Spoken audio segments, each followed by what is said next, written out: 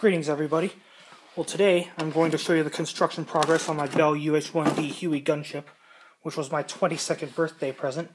It's right here, and I'm sorry about the poor appearance because the way I wanted it to look was battle worn, as you can see here. And now with that being the case, this was my 22nd birthday present, and I'm sorry it took so long on it because I had other engagements and activities going on, so that's why it took so long building this kit.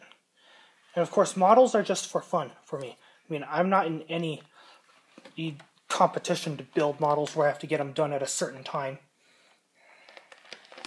And of course, another thing we have here is we have some armament options for this thing. And I don't have much to say except I'll show them to you. And of course, first I'll see what I can do from here. Well, they're all right here.